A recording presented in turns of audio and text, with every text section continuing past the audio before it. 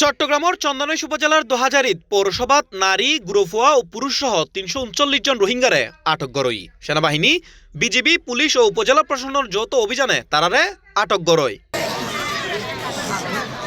বৃহস্পতিবার ভোর ৬টা বাজে সেনাবাহিনী পুলিশ বিজিবি ও উপজেলা প্রশাসনের যৌথ দল ২০০০ পৌরসভার ২ নম্বর ওয়ার্ড ও ৭ নম্বর ওয়ার্ডের বার্মা কলোনিত অভিযান চালাইরে এসব অবৈধ রোহিঙ্গা অভিবাসীরে আটক করে।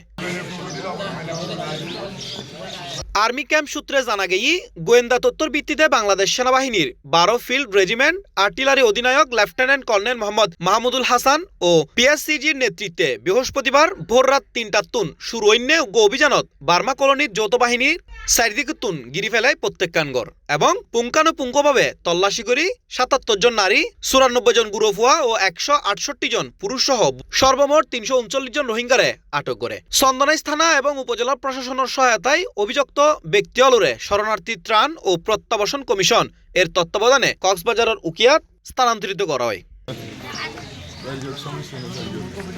অভিযানত আটককৃত অবৈধভাবে বসবাস করা এই রোহিঙ্গা কিনুর বিরুদ্ধে পতিতাবৃত্তি ইয়াবা সহ বিভিন্ন মাদকদ্রব্য বেচাকেনা ও সেবনের অভিযোগ আছে।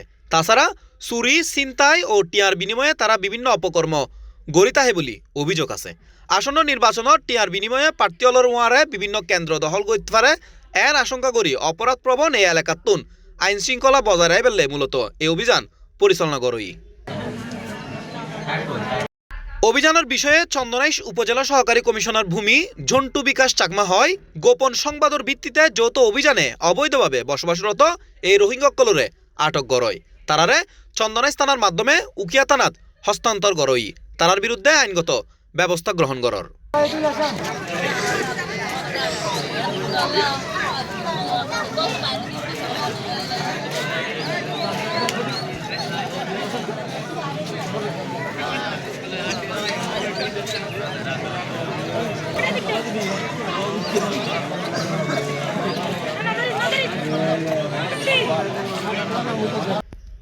C+ TV Chittagong.